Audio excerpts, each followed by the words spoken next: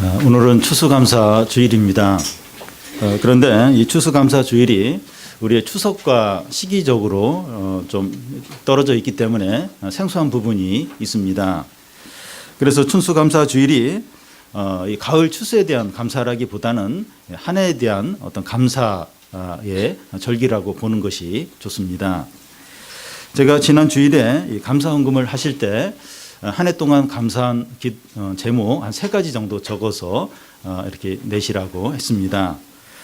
어떤 분은 이 감사의 제목을 3가지를 금방 적고 더 적어야 되는 분이 있는가 하면, 어떤 분은 감사한 걸 생각하는데 생각이 잘 안 나서 한참 고민하는 분도 있었을 겁니다. 한 해 동안 힘들었던 거 3가지 적으라 그러면 금방 또 이렇게 적을 수 있는 분도 있었을 겁니다. 그래서 한 해 동안 감사한다는 것은 상대적으로 이제 좋은 일이 있는 사람은 감사해야 하고, 좋은 일이 없는 사람은 그냥 지나가야 되지 않나 하는 생각이 들 수 있습니다. 그런데 주님은 우리에게 항상 감사하고 항상 기뻐하고 항상 기도하라고 하셨습니다. 어떻게 항상 감사하고 항상 기뻐할 수 있습니까? 좋은 일이 생길 때만 감사한다면 항상 감사할 수 없을 겁니다. 그런데 기쁨의 원천을 발견하고 누린다면 항상 감사할 수 있을 겁니다. 우리에게 이 기쁨의 원천이 뭡니까? 하나님 아버지와 예수 그리스도입니다. 우리가 하나님의 은혜와 말씀과 성령으로 항상 감사하고 항상 기뻐할 수 있습니다. 오늘 말씀은 우리의 진정한 행복이 어디 있는가? 누가 진정으로 행복한 자인가? 어떤 사람이 불행한 사람인가? 우리가 얼마나 복된 자인가 하는 것을 보여줍니다. 오늘 살펴볼 이 야고보서에서는 이 모든 성도들을 낮은 형제와 부한 형제로 나누고 있습니다. 우리 생각에는 이 부한 형제는 행복하고 낮은 형제는 불행할 것이다 이렇게 생각을 할 수 있는데 그렇지 않습니다. 9절부터 10절 중간까지 보면, 낮은 형제는 자기 높음을 자랑하고 부한 자는 자기 낮아짐을 자랑할지니. 여기서 낮은 형제라고 하는 것은 고난 가운데 있는 자를 가리킵니다. 병든 자이거나 경제적으로 어렵거나 또 취업을 하지 못했거나 실직 상태에 있는 사람을 가리킵니다. 이제 청소년들의 경우를 보면 외모에 자신이 없거나 재능이 없거나 또 머리가 나쁘거나 이런 이제 경우입니다. 이런 낮은 형제들은 가진 것이 없고 미래가 불안하기 때문에 이 열등감과 절망 가운데 살기가 쉽습니다. 이런 사람들은 자신을 불행하게 이제 여깁니다. 그런데 야고보 사도는 그런 낮은 형제들은 자기의 높음을 자랑하라는 겁니다. 이게 무슨 말인가 하면, 자기에게 없는 것만 생각하지 말고 있는 것을 생각을 하라는 겁니다. 하나님이 주신 것들이 있다는 겁니다. 어느 가정은 경제적으로 넉넉하지 못하지만 가족들이 다 건강해요. 그래서 병원 갈 일이 없습니다. 어떤 분은 몸이 약해서 몸으로 섬기는 건 잘 못하지만 이렇게 다른 사람 이야기 잘 들어주고 또 사람들의 어려움에 대해서 이렇게 기도를 열심히 잘하는 그런 분이 있습니다. 어떤 분은 재산도 없고 재능도 없지만 신앙이 참 좋은, 신앙이 참 신실한 그런 분도 있습니다. 여러분, 하나님은 공평하세요. 그래서 각 사람에게 은사와 선물들을 골고루 주십니다. 근데 우리 중에 그렇지 않은 것 같은데 그렇게 생각하는 분이 있을 수 있습니다. 저 사람을 보면 하나님은 공평하지 않다는 거예요. 하나님이 저 사람에게 모든 좋은 것을 다 몰아서 줬다는 겁니다. 아직 그 사람의 속사정을 잘 몰라서 그렇습니다. 본인은 정작 내가 제일 불행하다, 그렇게 여길 수 있다는 겁니다. 겉에서 볼 때 그 사람의 외적인 것만 보면 그 사람 하나님의 복을 너무 많이 주셨다 근데 정작 본인은 제일 불행하게 여기는 거예요. 너무 본인이 이제 힘들게 이제 삶을 사는 경우가 있다는 겁니다. 하나님의 은혜는 이 낮은 대로 흘러갑니다. 하나님의 은혜와 축복은 낮은 형제에게 흘러갑니다. 그래서 하나님은 자꾸 이제 어려움을 주는 거예요. 어려움을 줘서 사람을 이렇게 낮추셔서 은혜를 받도록 이제 하십니다. 그래서 낮은 형제는 자기 높음을 자랑하는 겁니다. 무슨 말인가 하면, 바울이 이제 고린도 후서에서 이제 낮은 형제는 그 무명한 자 같으나 유명한 자요, 근심하는 자 같으나 항상 기뻐하는 자요, 가난한 자 같으나 많은 사람을 부유하게 하고 또 아무것도 없는 것 같으나 많은 것을 가진 자라고 그렇게 이야기를 했습니다. 바울 자신이 어떤 면에서 낮은 형제예요. 고난도 많이 받고 가진 것도 없고, 그런데 이 낮은 형제가 아무것도 없는 것 같은데 진짜 많이 가졌다는 거예요. 항상 근심하는 것 같은데 항상 기뻐하는 자라는 겁니다. 외적으로는 낮고 가난하지만 영적으로는 풍성한 것을 자랑을 하라는 겁니다. 우리 자신이 낮은 형제일 수 있어요. 내가 보니까 내가 낮은 형제이다. 그렇게 여겨질 수 있는데 얼마든지 감사하고 기뻐할 수 있다는 겁니다. 외적으로는 뭐 가진 것이 없고 그렇지만 이 영적인 어떤 축복들, 은혜들을 많이 누리고 있을 수 있다는 겁니다. 그걸로 인해서 감사하는 거죠. 기뻐하는 겁니다. 그러면 이 부한 형제는 어떻게 합니까? 2절을 보면 자기의 낮아짐을 자랑하라는 겁니다. 여기서 이제 부한 형제라고 하는 것은 재산이 많고 외적으로 잘 갖춘 사람을 가리킵니다. 청소년들 경우를 보면 등급이 이제 높아요. 그리고 재능도 많고 외모도 좀 괜찮은 그런 이제 경우입니다. 이런 부한 자들은 자기의 가진 것을 의지하고 자랑하기가 쉽습니다.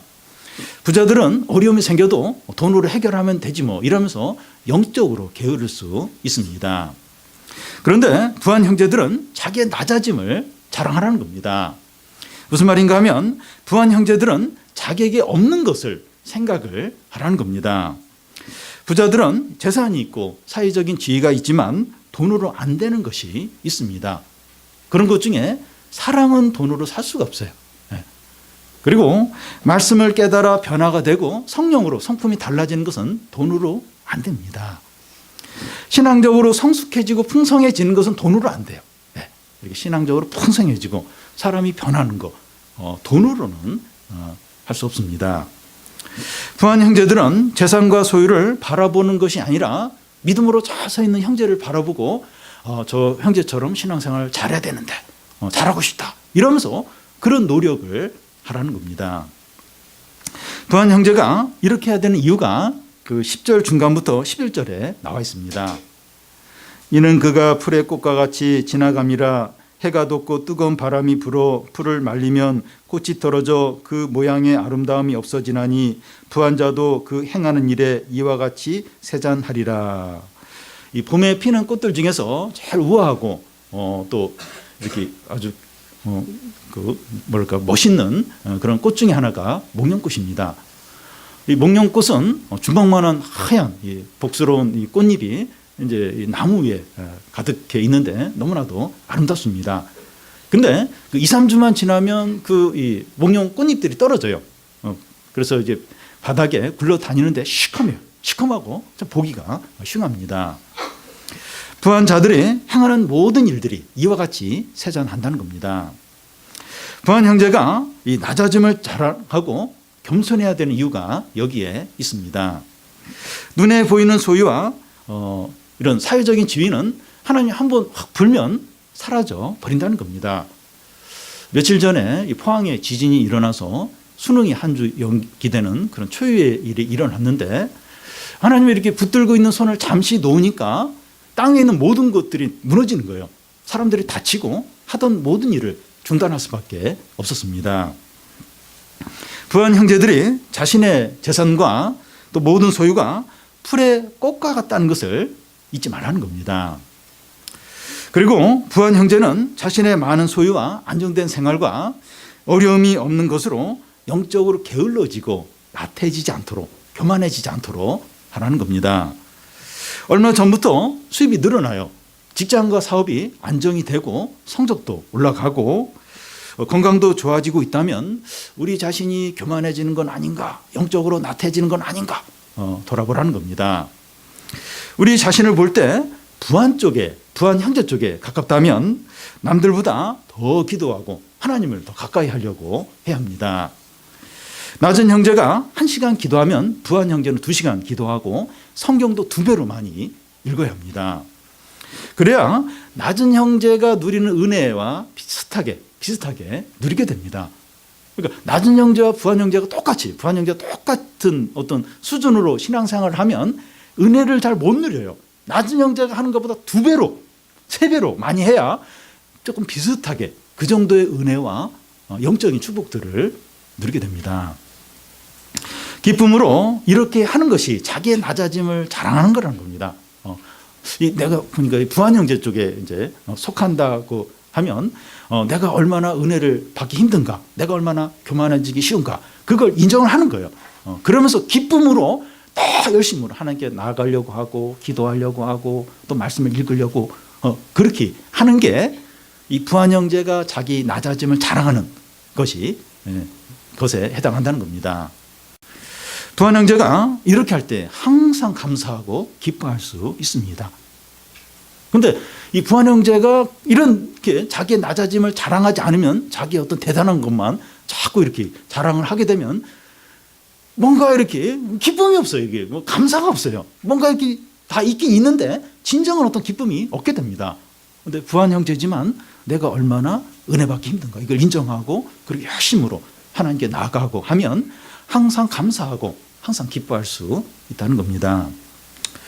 만약에 우리에게 이 낮은 형제와 부한 형제 중에서 어느 쪽을 선택을 하라고 하면 어느 쪽을 선택을 하겠습니까? 눈치를 보면서 그래도 부한 형제가 낫지, 이제 그래서 그쪽을 선택을 하려고 할 겁니다. 그런데 우리는 현실 가운데서 이 낮은 형제와 부한 형제를 우리가 선택을 할 수가 없어요. 그냥 주어집니다. 고난과 경제적인 어려움이 닥치고 성적이 내려가면 낮은 형제가 되는 것이고, 어려움이 해결이 되고 경제적으로 좋아지고 성적이 올라가면 부한 형제가 되는 겁니다. 인생을 살면서 이게 자꾸 바뀌어요. 어느 때는 낮은 형제, 어떤 때는 부한 형제, 이게 이제 수시로 이제 바뀌게 됩니다. 그래서 어떤 상태에 있는 것이 더 행복하냐, 그렇게 말할 수가 없습니다. 중요한 것은 이 낮은 형제든지 부한 형제든지 하나님의 주권을 인정하고 믿음으로 사는 겁니다. 다시 말해서 진정으로 행복한 자는 고난과 경제적인 어려움이 있다 할지라도 참고 인내하는 그런 자가 이제 진정으로 행복한 자라는 겁니다. 12절이 이것을 이제 말하고 있습니다. 우리 같이 한번 읽어보겠습니다.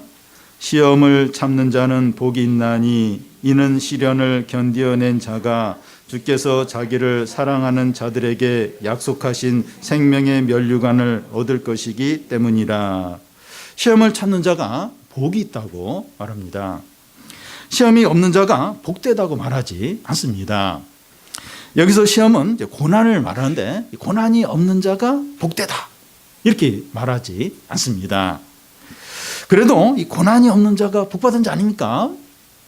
가족들이 다 건강하고 원하는 대학에 들어가고 또 취직을 하고 결혼도 제때 하고 이렇게 어려움이 없는 사람이 복받은 거 아닙니까?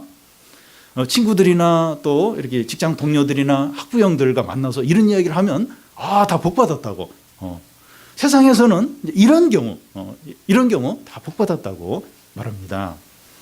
그런데 이 성경은 이 고난이 없는 자가 복받은 자가 아니라 이 고난을 참는 자가 복이 있다고 말합니다.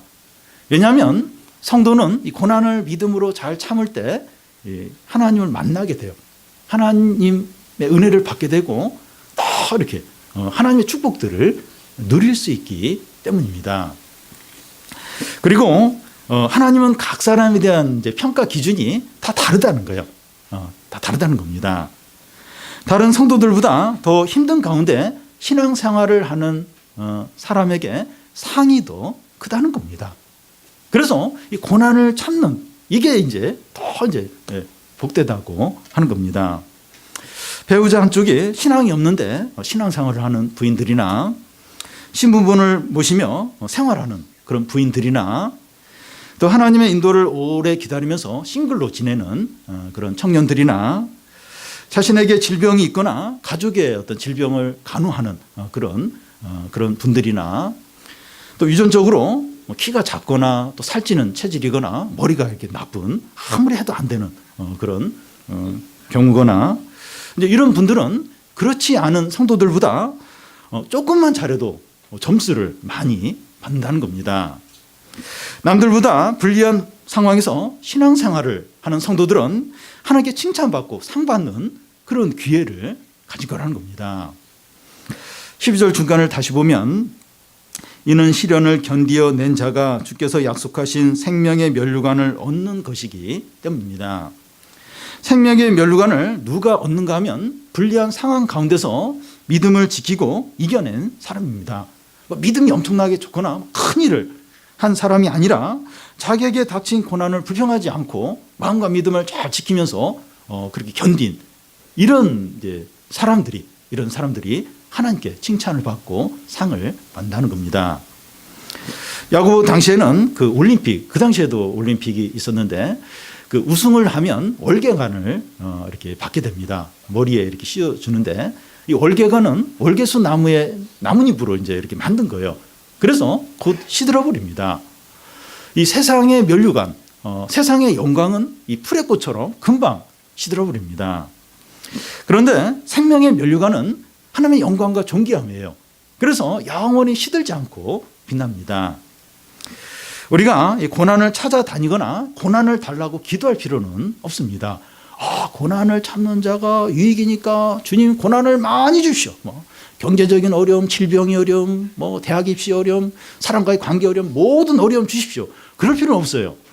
그리고 막 고난 받으려고 찾으러 다닐 필요도 없습니다. 그런데 우리 현재 상황이 남들과 비교할 때 불리한 상황에 있으면 마음과 믿음을 잘 지키면서 인내를 하는 겁니다. 그런 가운데서 할 수 있으면 하나님이 기뻐하시는 일을 하는 거예요. 잘 참을 뿐만 아니라 또 좀 이렇게 또 그렇게 할 수 있는 그런 기회도 있고 또 그런 마음도 있으면 하나님을 기쁘시게 하는 일을 이렇게 할 수 있는 한 하는 겁니다. 이렇게 하는 우리에게 하나님께서 생명의 면류관을 주신다는 겁니다. 이런 자들에게 이런 고난을 참으면서 또 이렇게 주님의 뜻대로 살려고 하는 이런 자들에게 생명의 면류관을 준다는 겁니다. 이런 사람이 진정으로 복된 자라는 거예요. 아무런 어려움도 없고 힘든 일도 없고 이런 사람이 아니라 참 어려워요. 참 힘들어요. 남들보다 불리한 상황에 살고 있어요. 그래서 하루에 몇 번씩 마음이 이렇게 분노가 차려고 하고 미움이 생기려고 하고 불평이 나오려고 그래요. 근데 그 마음과 믿음을 잘 지키는 거예요. 그러면서 그런 가운데서 이제 하나님 뜻대로 이렇게 좀 사는 그런 사람이 생명의 면류관을 받는다는 거예요. 그 사람이 진정으로 행복하고 항상 기뻐할 수 있고 항상 감사할 수 있는 자라는 겁니다.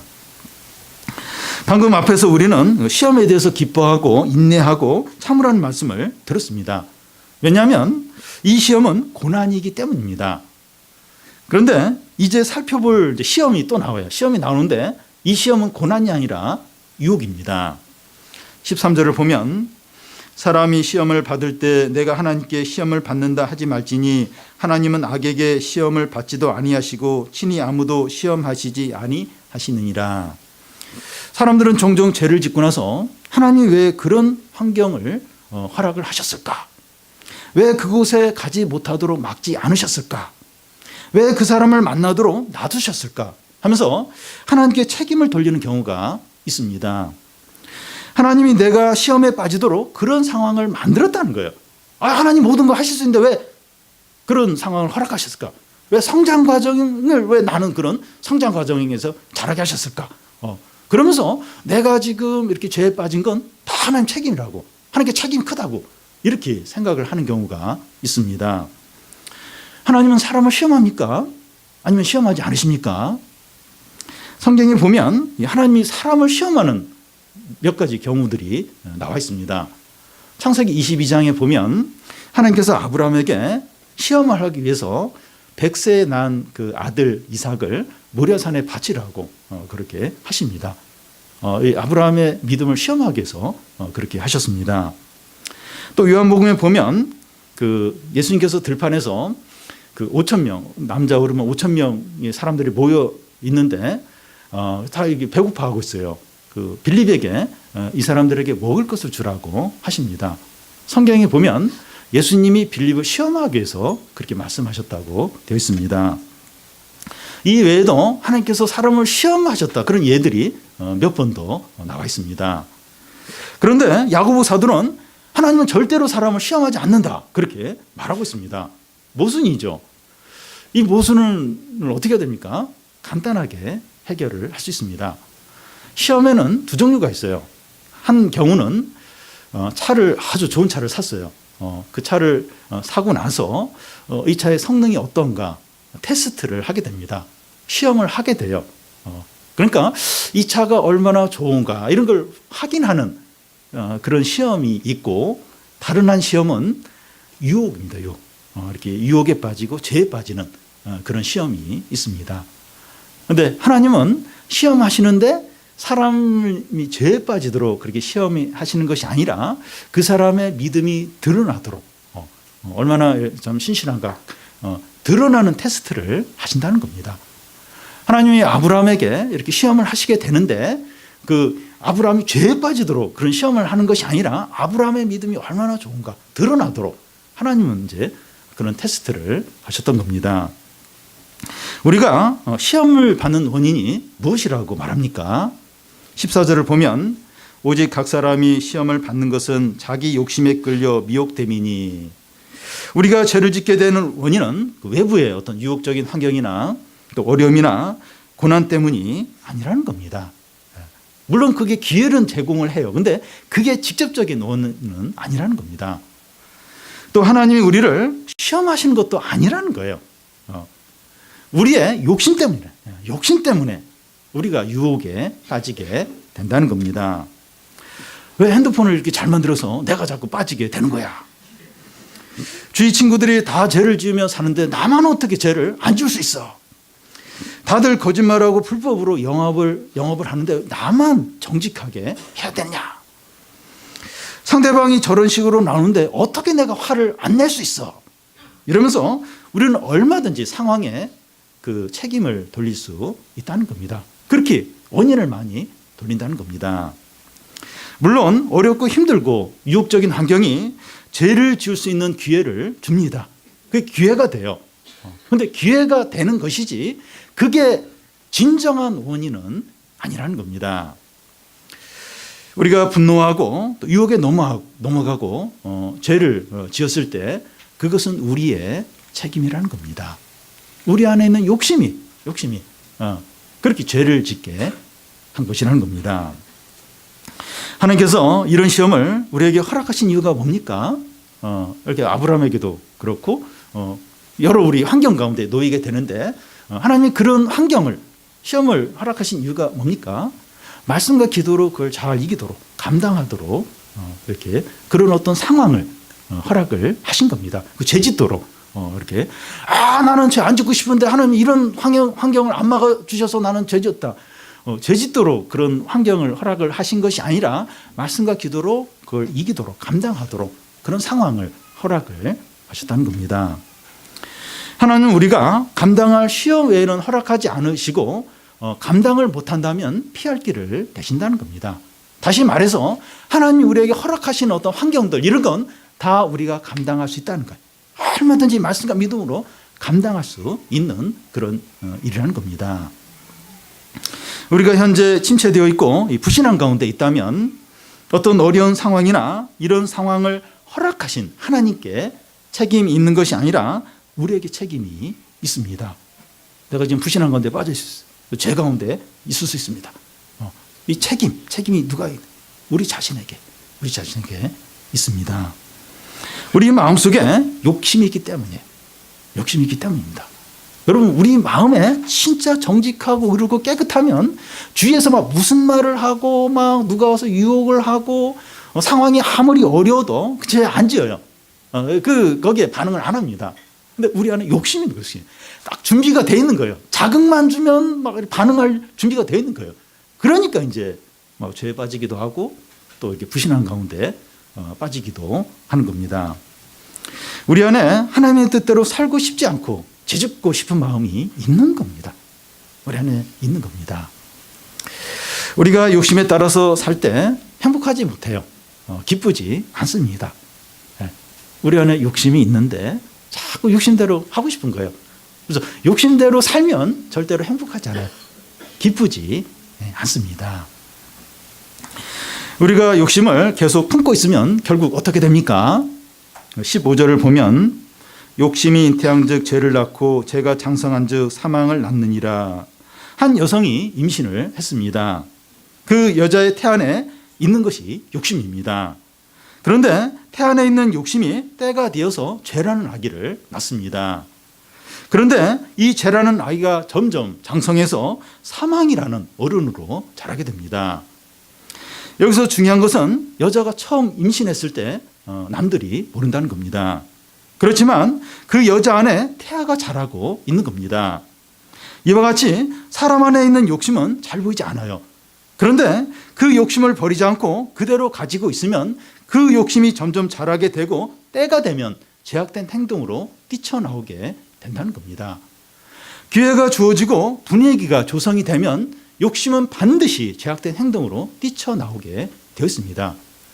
여러분 씨가 이제 평상시에는 이제 가만히 있는데 온도가 맞고 습도가 맞고 햇볕이 비치면 발화를 해요. 그래서 싹이 나오고 한 식물로 자라게 되는데 그와 같이 사람 안에 욕심이 있는데 기회가 분위기가 조성이 되면 죄악된 행동으로 결국 뛰쳐나오게 된다는 겁니다. 믿음이 좋고 헌신적인 어떤 분이 범죄를 해서 사람들을 놀라게 할 때가 있습니다. 아니 저런 다른 사람 몰라도 저분이 저렇게 할 줄을 몰랐다는 겁니다.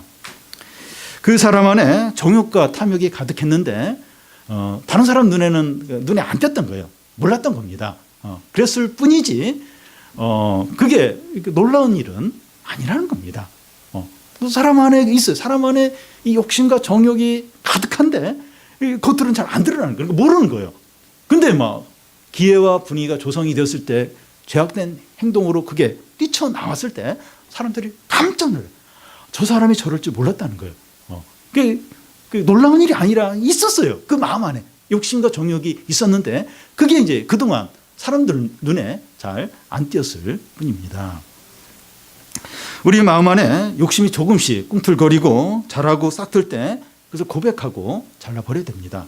또 부끄럽더라도 이렇게 믿는 사람들의 모임 안에서 이야기를 하거나 또 신뢰하는 사람에게서 그 이야기를 하는 거예요. 그 이야기를 하면서 그 욕심을 몰아내야 됩니다. 죄는 노출이 되면 힘이 갑자기 약해집니다. 근데 계속 숨겨놓으면 계속 눈덩이가 커져요. 근데 그 죄를 이렇게 노출을 시키면 갑자기 힘이 약해져 버립니다. 사람들 가운데 욕심이 없는 사람이 있습니까? 예수님을 믿어도 욕심이 얼마나 많은지 몰라요. 욕심이 많습니다. 이 바늘 도둑이 소도둑 된다고 작은 욕심이라도 그냥 놔두면 계속 자라요. 계속 커지고 결국은 멸망에 이르게 한다는 겁니다. 어렸을 때는 이렇게 작은 걸 이렇게 훔쳐요. 작은 거짓말을 해요. 근데 그게 안 고쳐지면 커가면서 점점 큰 거짓말을 하고 좀 더 큰 걸 훔치게 되고 결국 그 자신의 인생을 멸망에 이제 던지게 됩니다. 이 에베소서에서 욕심은 유혹의 욕심이라고 했는데 속인다는 거죠. 욕심은 속인다는 겁니다. 사단에게 속는 사람은 불행할 수밖에 없습니다. 많은 것들을 가지고 있어도 욕심에 끌려서 사는 사람은 행복할 수가 없습니다. 왜냐하면 욕심은 속이는 거예요. 그래서 막 욕심을 많이 부리는 그래서 막 많이 차지하고 이런 사람이 행복한 사람이 아니에요. 욕심은 속이는 거예요. 속는 거예요. 속는 삶은 결코 행복할 수가 없습니다. 우리가 행복하지 않고 감사함이 없다면 혹시 욕심대로 살고 있는 것은 아닌가? 우리 자신을 한번 돌아봐야 됩니다. 내가 왜 이렇게 막 열심히 뭔가를 하고 그런데 왜 이렇게 행복하지 않을까? 왜 이렇게 감사가 없을까? 내가 지금 이렇게 욕심대로 지금 욕심에 따라서 살고 있지 않는지. 욕심대로 살면 행복이 없어요. 감사가 없게 됩니다. 우리는 속으면 안 되고 하나님 어떤 분인가 분명하게 알아야 됩니다. 16절, 17절을 우리 같이 한번 읽어보겠습니다. 내 사랑하는 자들아 속지 말라. 온갖 좋은 은사와 온전한 선물이 다 위로부터 빛들의 아버지께로부터 내려오나니 그는 변함이 없으시고 회전하는 그림자도 없으시니라. 내 사랑하는 형제들아 속지 말라고 하는데 무엇에 대해서 속지 말라고 하는 겁니까?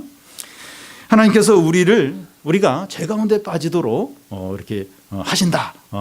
그런 것에 속지 말라는 겁니다. 하나님은 우리가 죄 가운데 빠뜨리도록 그렇게 속이시는 분이 아닙니다. 하나님은 어떤 분입니까? 온갖 좋은 은사와 온전한 선물을 내려주시는 빛들의 아버지십니다. 그러니까 좋은 것, 또 온전한 그런 선물들을 내려주시는 빛들의 아버지라는 겁니다. 여기 온갖 좋은 선물은 더 베스트 기프트입니다. 가장 좋은 선물입니다. 하나님은 가장 좋은 선물을 주시는 분이십니다. 만약에 가장 좋은 것이 돈이라면 많은 돈을 주셨을 것이고 성공하는 게 가장 좋은 거라면 성공하도록 하셨을 겁니다. 예수님 믿으면 이 돈이 제일 귀하다. 하나님이 아무리 봐도 돈이 제일 중요하다. 그러면 예수님 믿으면 뭐 몇백만 원씩, 몇천만 원씩, 몇 억씩 줬을 거예요. 왜냐하면 돈이 제일 좋은 거니까. 성공이 제일 좋은 거라면 예수님 믿으면 무조건 대학도 막 원하는 데 다 가고 사업도 막 성공하고 승진하고 성공하도록. 왜냐하면 성공이 제일 좋은 거라면 다 그렇게 하셨을 거라는 겁니다. 우리는 이 성공이나 돈을 가장 좋은 것으로 생각을 하고 그것을 구할 때가 많은데 하나님이 잘 안 주시거나 충분히 주지 않을 때가 있습니다. 그 이유는 그것들이 가장 좋은 것이 아니기 때문입니다. 하나님, 우리가 하나님이 주신 것들로 인해서 신앙이 멀어지거나 교만해지거나 하는 것을 원하지 않으십니다. 그래서 우리가 원하는 것이 무엇인지 잘 아시면서도 안 주셔요. 그리고 충분하게 주시지 않을 때가 있는 겁니다. 우리가 열심히 오랫동안 기도해도 들어주시지 않는 이유 중에 하나가 그게 가장 좋은 것이 아니기 때문일 수 있다는 겁니다. 어떤 사람 보면 그게 필요해요. 그거 위해서 기도를 해요. 근데 하나님 잘 안 주셔요. 근데 만약 그 사람에게 그게 주어지면 더 이상 그 사람은 기도를 잘 안 하고 하나님도 멀어지고 세상으로 갈 사람인 걸 하나님 아시는 거예요. 그걸 뻔히 알면서 하나님 그렇게 주시겠습니까? 이거 주면 너 이렇게 신앙도 약해져 버리고 또 이렇게 죄를 더 짓게 되고 또 하나님도 멀어질 텐데 그걸 아시면서 이렇게 그걸 주겠습니까? 부모 입장에서 애가 이렇게 막 뭘 달라고 그래요. 돈 뭐 얼마 달라고 이 돈 주면 분명히 이렇게 더 이렇게 나쁘게 사용되고 유익하지 않은데 그걸 알면서 원하는 대로 다 주겠습니까? 주더라도 뭐 이렇게 적당히 주죠. 조금밖에 안 주죠. 그래서 우리가 이렇게 우리에게 원하는 게 있어요. 기도하는 게 있는데 하나님 그걸 잘 안 들어주세요. 그리고 조금밖에 안 주셔요. 왜냐하면 그게 하나님 볼 때 가장 좋은 게 아니기 때문에 그럴 수 있다는 겁니다. 여러분, 하나님은 이 가장 좋고 온전한 선물을 주십니다. 온전한 우리에게 진짜 유익한 그런 선물을 주십니다. 하나님 우리에게 주시는 모든 것들은 다 좋은 선물이고 온전한 선물입니다. 때로는 질병이나 직장 업무의 어려움이나 또 친구들과의 어려움이나 경제적인 어려움이 있어요. 왜 하나님 이런 걸 왜 허락을 하셨을까? 힘들어 죽겠어요. 근데 지나고 보니까 그게 참 온전하고 좋은 선물이었다 하는 걸 깨달을 때가 있습니다. 지금까지 저의 어떤 삶을 이렇게 좀 돌아보면 하나님이 이렇게 허락하시고 주신 것들 중에서 유익하지 않은 것이 하나도 없다는 그런 생각을 하게 됩니다. 제일 힘들고 어려운 그런 시기가 영적으로 제일 유익한 그런 땐 것을 좀 이렇게 지나고 나서 깨닫게 됩니다. 그때 제일 겸손했어요. 제일 기도 많이 했고 제일 하나님과 가까이 있었던 그런 때였습니다. 물론 이렇게 그럴 때가 고생은 됐긴 됐지만 그래도 제일 겸손하고 제일 하나님 바라보고 하나님의 뜻을 구한 그런 때였던 겁니다. 그래서 고난과 어려움, 이건 이게 사탄이 주는 거고 이건 있으면 안 될 일이고, 근데 하나님 그걸 허락을 하세요. 근데 그런 것까지도 우리에게 온전한 또 좋은 선물이라는 겁니다. 사랑하는 여러분, 하나님이 우리에게 허락하신 고난과 어려움들, 이것들이 좋고 온전한 선물이라는 것을 생각하시기 바랍니다. 만약에 현재 우리에게 있는 고난이 가장 좋은 것이 아니었다면 하나님은 허락하지 않으셨을 것이고 또 바로 그것을 가져가셨을 겁니다. 그래서 우리는 이제 불리한 조건에서 신앙생활을 하는 것에 대해서 불평하거나 원망하지 않아야 됩니다. 하나님이 나를 이런 어려운 가운데 두셨기 때문에 나는 침체될 수밖에 없고 불평할 수밖에 없고 죄지을 수밖에 없다, 이렇게 말하지 않아야 됩니다. 하나님은 가장 좋고 온전한 선물을 주시는 분이시기 때문입니다. 빛들의 아버지세요. 빛들의. 그리고 이렇게 제일 좋은 거. 그 예수님이 그 기도 비유에서도 아들이 그 아버지에게 먹을 걸 달라고 하는데 뱀을 줄 자가 있느냐, 성령을 주시지 않겠느냐. 하나님은 가장 좋은 거, 우리가 잘 이해를 못해서 그렇지 가장 좋은 것을 주시는 분이라는 겁니다.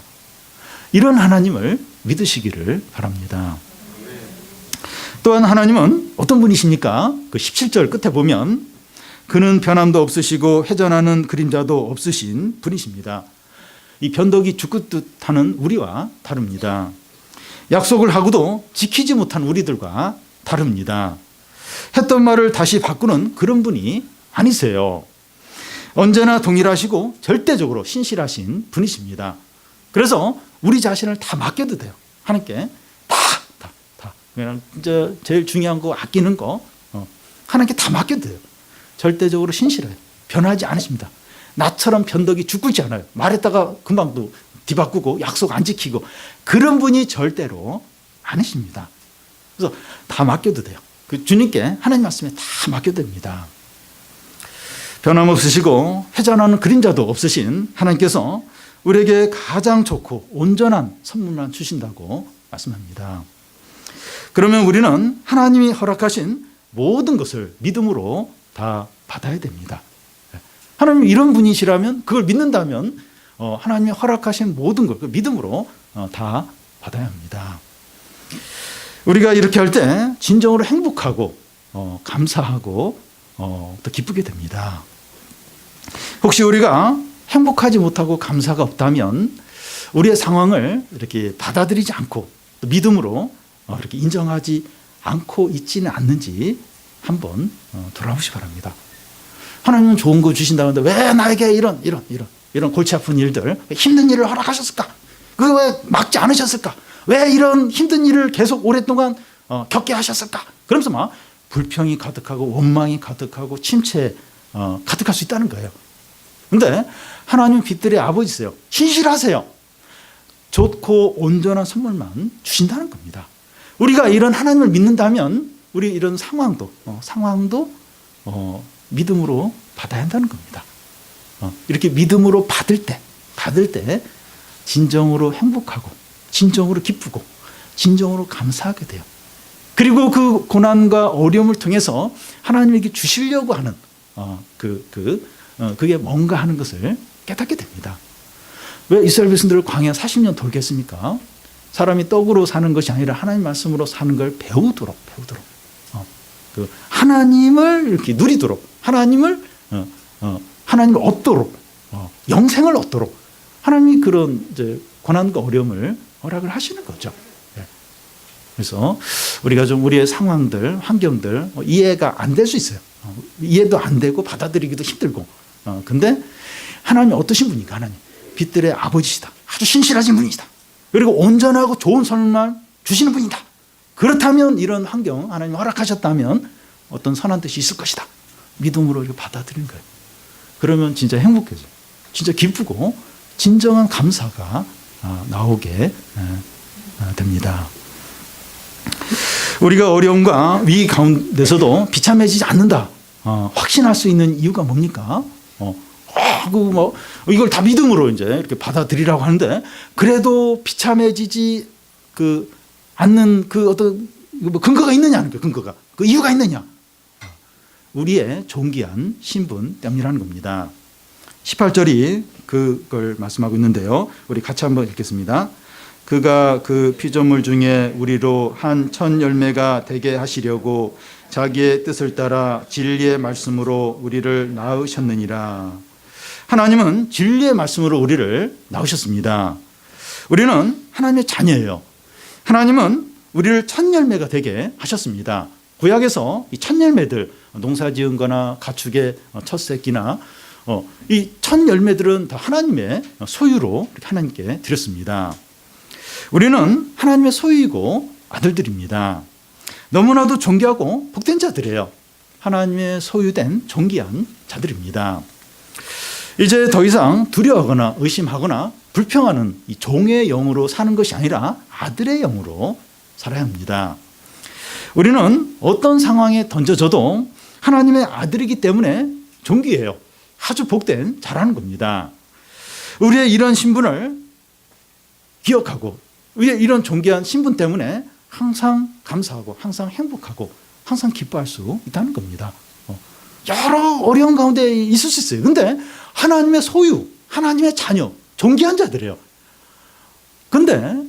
근데 막 비참하게 막 너무 이렇게 망하고 막 어떤 최악의 어떤 그런 막 우리가 상상하는 대로 그렇게 쉽게 안 된다는 겁니다.